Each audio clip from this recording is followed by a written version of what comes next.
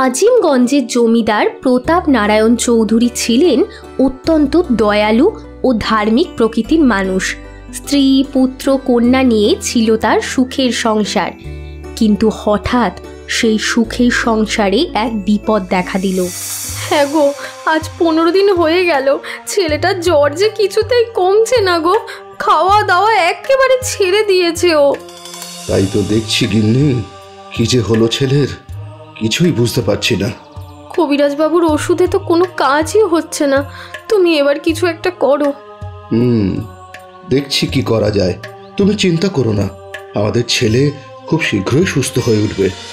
গ্রামের কবিরাজ, বৈদ্য, ওঝা সবাইকে ডাকা হলো, কিন্তু কেউ জমিদার পুত্র রাজনারায়ণের অসুখ ঠিক করতে পারল না। এইসব দেখে জমিদার বাবু একদিন তার নায়েবকে ডেকে বললেন, নায়েব মশাই, রাজনারায়ণের অসুখ তো কেউই ঠিক করতে পারছে না, কি করি বলুন তো? আগে কর্তামশাই, আমাদের গ্রাম থেকে ওই 10 ক্রোশ দূরে এক গ্রামে এক কবিরাজ থাকেন। আপনি যদি অনুমতি দেন তো তাকে ডেকে আনতে লোক পাঠাই। এই গ্রামের সব কবিরাজ, বৈদ্য, ওঝা যাকে ঠিক করতে পারলো না, উনি কি আর তা পারবেন?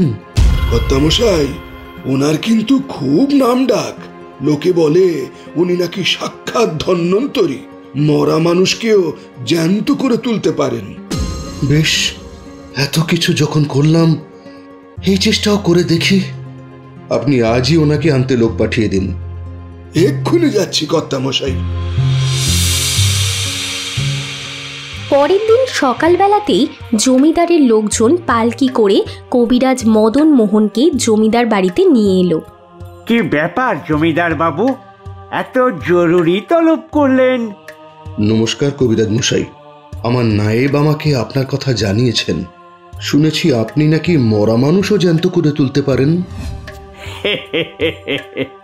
ও সব লোকে বাড়িয়ে বলে। আমি আমার সাধ্য মতো মানুষের সেবা করার চেষ্টা করি মাত্র। এবার সেই চেষ্টাই আপনাকে করতে হবে আমার ছেলে রাজনারায়ণের জন্য। ওর অসুখ আপনাকে ঠিক করে দিতেই হবে। বেশ বেশ, আপনার ছেলের ঘরে আমাকে নিয়ে চলুন।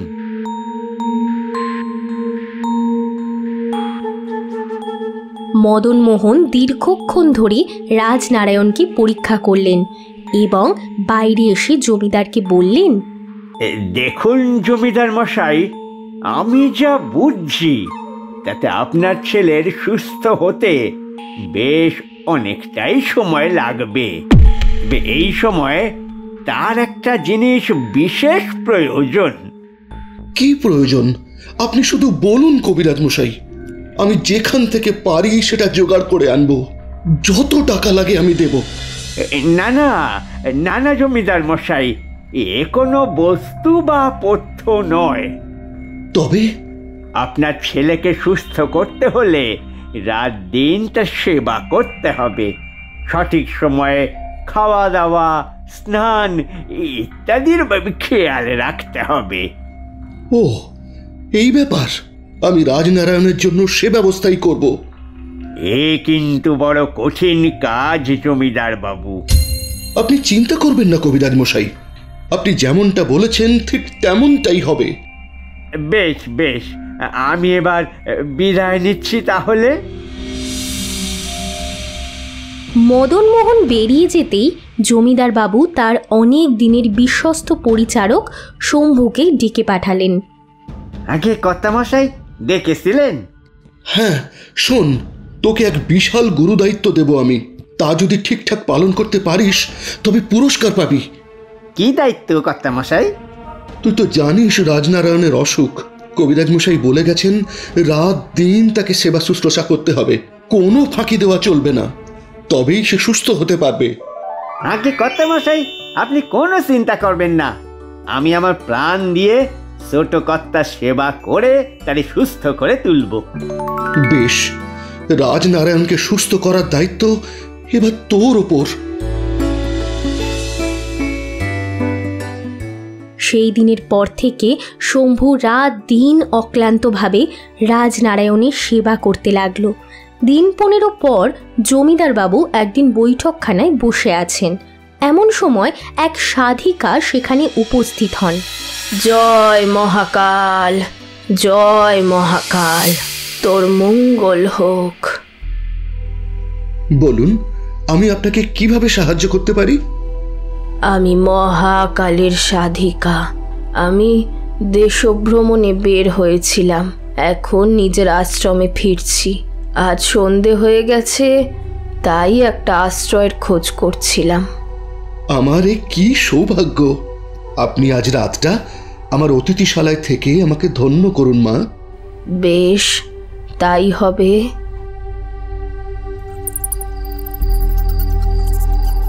সেই দিন রাতে আহারের পর সাধিকা যখন অতিথিশালায় বিশ্রাম নিচ্ছিলেন, তখন জমিদার সেখানে এলেন এবং সাধিকাকে জিজ্ঞাসা করলেন, মা, আপনার কোনো অসুবিধা হচ্ছে না তো?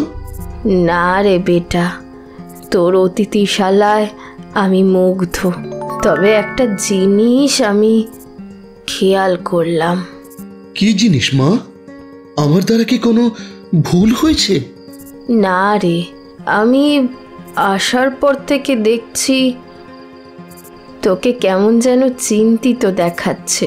কোনো সমস্যা হলে আমাকে বলতে পারিস। আসলে মা, আমার ছেলে রাজনারায়ণ অনেকদিন ধরেই বিছানায় শয্যাশায়ী। ওকে নিয়েই একটু চিন্তিত আর কি। ও, এই ব্যাপার। বেশ, আমি তোকে একটা শিকড় দিচ্ছি।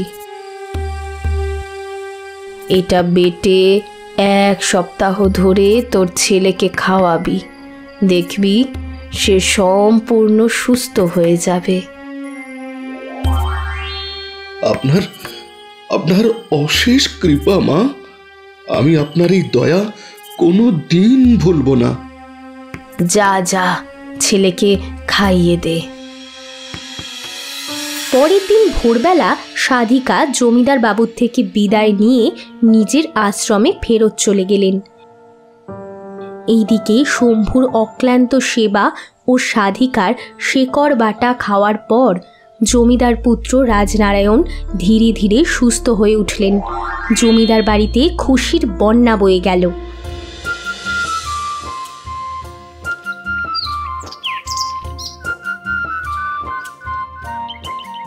বুঝলেন নায়েব মশাই, ওই সাধিকার শেকড়ের গুণেই আজ আমার ছেলে সুস্থ হয়ে উঠেছে। ঠিক বলেছেন কর্তামশাই। ছোট কর্তা যে আবার আগের মতো হেসে খেলে বেড়াবেন আমরা ভাবতেই পারিনি। সে আর বলতে। তবে নায়েব মশাই, একটা ভুল হয়ে গেল বুঝলেন। কি ভুল জমিদার মশাই? ওই সাধিকার আশ্রমের ঠিকানা জানা হলো না। ওনাকে গিয়ে একবার প্রণাম জানিয়ে আসতাম। আজ ওনার জন্যই তো আমি আমার ছেলেকে ফিরে পেলাম। জয় মহাকাল, জয় মহাকাল, তোর মঙ্গল হোক। মা, আপনি এসেছেন মা? আপনার আপনার অশেষ দয়া মা, আপনার অশেষ দয়া। আপনি সাক্ষাৎ দেবী। কি হয়েছে বলতো দেখি? তোর ছেলে সুস্থ আছে তো? হ্যাঁ মা, আপনার শেকড়ের গুণেই আজ আমার ছেলে আবার হেসে খেলে বেড়াচ্ছে। কি সেবা করলাম আমি, আর জমিদার বাবু বলছেন শেকড়ের গুণে? আপনাকে আপনাকে যে কি বলে ধন্যবাদ দেব। আপনি আপনার যা চাই আমি আমি সব আপনাকে দেব, সব। হ্যাঁ, পুরস্কার তো আমারে দেওয়ার কথা ছিল, আর এখন কিনা পুরস্কার এই সাধিকা পাবে? আমি একজন সাধিকা, আমার কোনো জাগতিক বস্তুর ওপর লোভ নেই রে। আজ গ্রামে গ্রামে ভিক্ষা করতে বেরিয়েছিলাম, ফেরার পথে ভাবলাম তোর ছেলের একটু খোঁজ নিয়ে যাই। লোভ নেই না সাই? খুব ভালো করেছেন মা, খুব ভালো করেছেন। আজ রাতটা তবে আপনি আমার অতিথিশালাতেই থেকে যান মা। বেশ বেশ, তাই থাকবো। আর একটা কথা মা। কি কথা রে বেটা? আমি আপনার জন্য একটা জিনিস তৈরি করে রেখেছি। ভেবেছিলাম যদি কখনো আপনার দর্শন পাই তবে সেটা আপনাকে দেব। নিশ্চয়ই জমিদার বাবু আমার জন্য রাখা পুরস্কারটা ওই সাধিকাকে দিয়ে দেবেন। হে ভগবান। জিনিস? না না, আমার কোনো জিনিস চাইনি রে। না মা, এ আপনাকে নিতেই হবে। দাঁড়ান দাঁড়ান, আমি নিয়ে আসছি। কি এমন জিনিস? দেখতে হচ্ছে তো।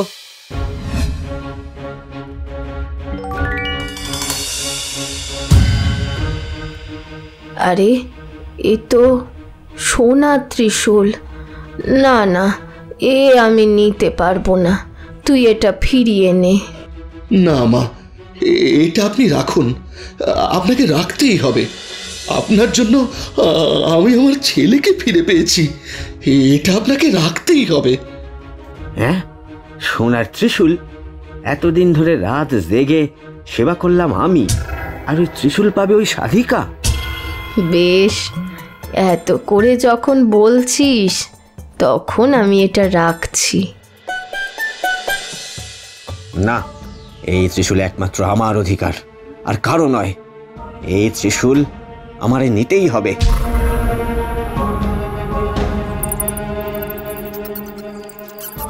সেই দিন গভীর রাতে সবাই যখন ঘুমিয়ে পড়েছে তখন শম্ভু চুপি চুপি সাধিকার ঘরে ঢুকল।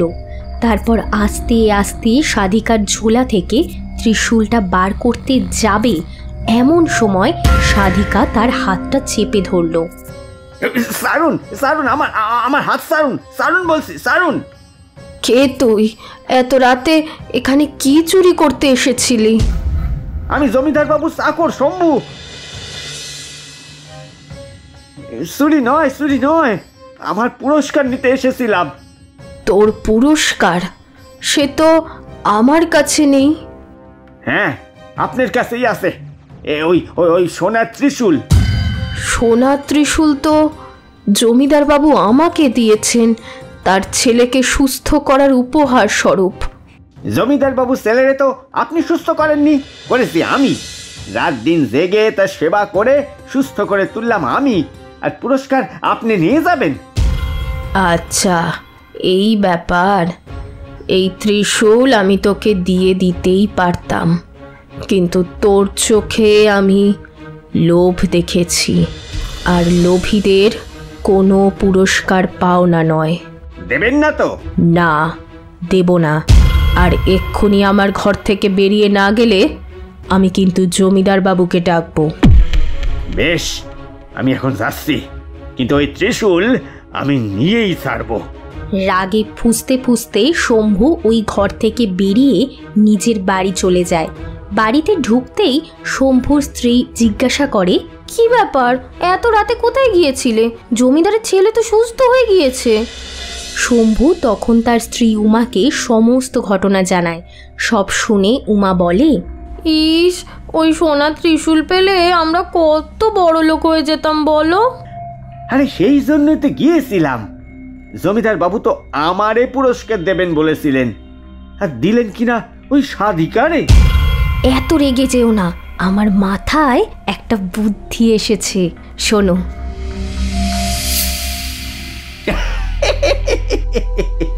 এই গিন্নি, তোমার তো দারুণ বুদ্ধি। বেশ বেশ, আমি আমি আমি এটাই করব।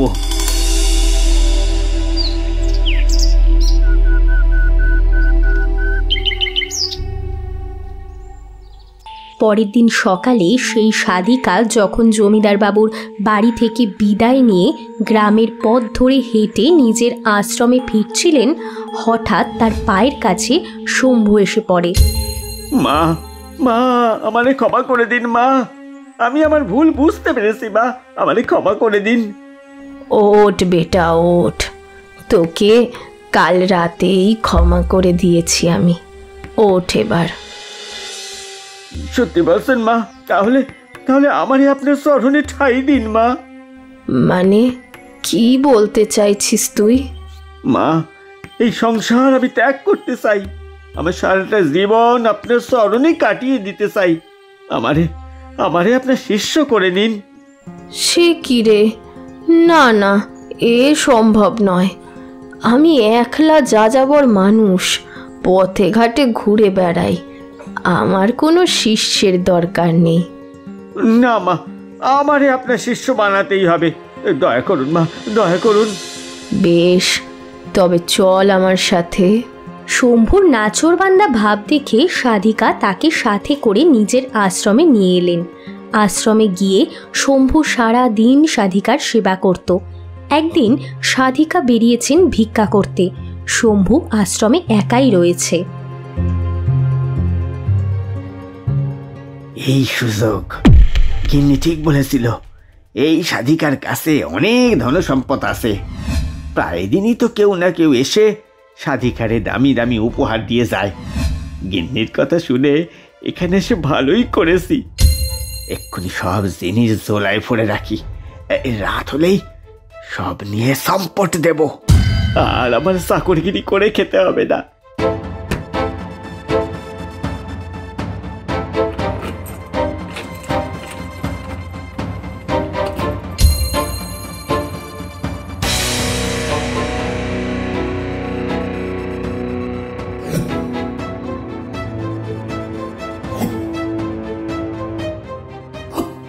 না, এগুলো এখন লুকিয়ে ফেলি। রাতে যখন ওই সাধিকা ঘুমোবে তখন পালাবো।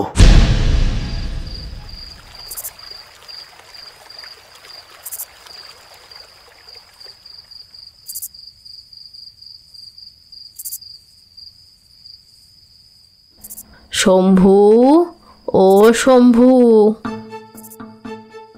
বলুন না, বলুন, আমারে ডাকলেন? কোথায় ছিলি?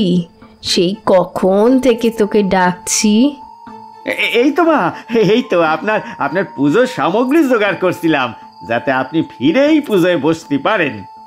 বাহ, খুব ভালো, খুব ভালো। তোর এই বদল দেখে আমি খুব খুশি হয়েছি, আর তাই তোকে আমি একটা জিনিস দেব। জিনিস আর কি দেবে এই বুড়ি? হ্যাঁ, ওনার দেওয়ার আগেই একটা নয় সব কিছু নিয়ে আমি রাতেই সম্পট দেব। কি রে, শুনতে পেলি আমার কথা? হ্যাঁ মা, হ্যাঁ। কি জিনিস মা? আমার কিছু চাই না মা, শুধু আপনার স্মরণে আমারে থাকতে দিবেন, তাহলেই হবে। তা তুই থাকিস, কিন্তু সেই জিনিস আজ আমি তোকে দেবই। তবে তার আগে আমাকে কয়েকটা সামগ্রী জোগাড় করে এনে দে তো। কি সামগ্রী মা? আপনি বলুন, আমি এক্ষুনি জোগাড় করে এনে দিচ্ছি। মন দিয়ে শোন তবে। আজ সন্ধ্যের মধ্যে আমাকে একটা মরা দ্বারকাকের পালক, কালো বেড়ালের লোম, সদ্য পোড়ানো চিতার ছাই আর একটা কালো ছাগল জোগাড় করে এনে দে। হ্যাঁ, এইসব কি মা? এসব দিয়ে আপনি কি করবেন? আরে আমি বা এগুলো কোথায় পাবো? জানতে চাস কি হবে? আমি আসলে একজন তন্ত্রের সাধিকা। আজ আমি এই জিনিসগুলো দিয়ে একটা যজ্ঞ করব, আর তন্ত্র বলে তোকে এমন একটা শক্তি দেব যাতে তুই সারাটা জীবন রাজার হালে থাকতে পারবি। তাই নাকি মা? আপনার অশেষ কৃপা মা, অশেষ কৃপা। আমি এক্ষুনি সব জোগাড় করে নিয়ে আসছি। তাই রে নাই রে নাই রে, রাজার হালে থাকবো রে। তাই রে নাই রে নাই রে, অভাব আর থাকবে না রে। তাই রে নাই রে নাই। জঙ্গলে শ্মশানে ঘুরে ঘুরে শম্ভু সাধিকার বলা সমস্ত সামগ্রী জোগাড় করে আনে। মা, আপনার বলা সব কিছু জোগাড় করে এনেছি। এইবার আমি বড় লোক হয়ে যাবো তো মা। ওই জমিদারের থেকেও বড় লোক। হ্যাঁ রে, এই পৃথিবীর সবচেয়ে বড় লোক হবি তুই। তাহলে দেরি করছেন কেন? তাড়াতাড়ি শুরু করুন মা, তাড়াতাড়ি তাড়াতাড়ি। আরে দাঁড়া দাঁড়া, এসব কি আর তাড়াতাড়ির কাজ? আমাকে আগে সব গুছিয়ে নিতে দে। আচ্ছা মা, আপনি তো যজ্ঞ করবেন বললেন, তাহলে ওই হাঁড়ি কাঠ কিসের? ও মা, হাঁড়ি কাটে যে বলি হবে রে, বলি। রক্ত চাই এই যজ্ঞে, অনেক অনেক রক্ত। ও, সেই জন্যই আমার ওই পাঁঠা আনতে বলেছিলেন। ওকেই বলি দেবেন তো? সে তো দেখতেই পাবি। আমি পুজো শুরু করি আগে। রাত একটু গভীর হতেই সাধিকা শম্ভুকে নিয়ে বসে পড়েন যজ্ঞ করতে। হ্যাঁ হ্যাঁ হ্যাঁ, তাড়াতাড়ি শুরু করুন, তাড়াতাড়ি। ওং ক্রিং কিং ফট স্বাহা, ওং হ্রিং কিং ফট স্বাহা। ককার কামোদ পোক্তরেফ পাপস্যনাশক। ইকার শম্ভুবনিতা নাদো বিন্দু সমন্বিত। নাদরূপা মহাদেবী নির্গুণা ব্রহ্মরূপিণী। ধর্মার্থদ ককারোচ্চ সর্বসিদ্ধি প্রদায়ক। আরে আরে, আমার মাথাটা ঘুরছে কেন? মাথাটা বড্ড বড্ড ঘুম পাচ্ছে, যে বড্ড ঘুম পাচ্ছে।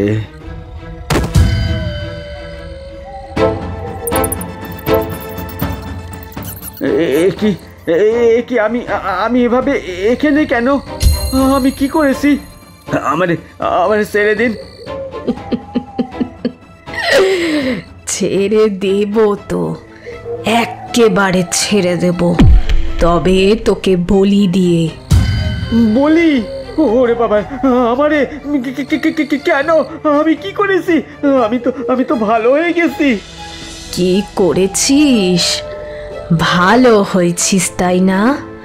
শোন, শাস্ত্রে বলে ছাগ বলি দেওয়ার কথা। এই ছাগ মানে ছাগল নয়, ষড়রিপু। আর এই ষড়রিপুর অন্যতম হলো লোভ। আমি লোভ করিনি, আমার ছেড়ে দিন, আমার ছেড়ে দিন। এখনো মিথ্যে বলছিস তুই? তুই খুব লোভী। আমার আশ্রমের সমস্ত জিনিস তুই লোভের বশে চুরি করতে চেয়েছিস। এই আশ্রমেও এসেছিস সেই সোনার ত্রিশূলের লোভে। আপনি আপনি কি করে জানলেন? আমি আমার দিব্য দৃষ্টিতে সব দেখতে পেয়েছি। ভেবেছিলাম এই আশ্রমে এলে তুই ভালো হয়ে যাবি, কিন্তু তোর লোভ আরও বেড়েছে। তাই আজ তোকেই আমি বলি দেব। আমার ভুল হয়ে গেছে, আর কখনো হবে না। আমি আর কখনো লোভ করব না মা। এই নাক্ষর দিচ্ছি, এই নাক্ষর দিচ্ছি, আমার ছেড়ে দিন।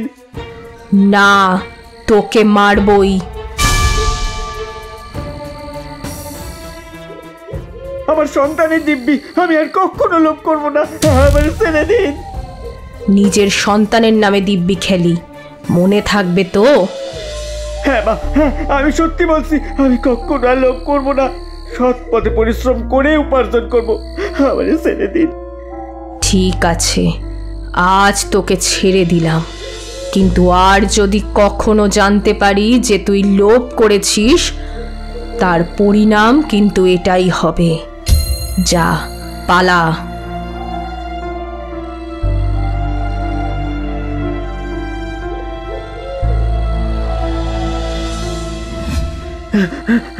না না না না, আমি আর সাত জন্মেও কখনো লোভ করবো না।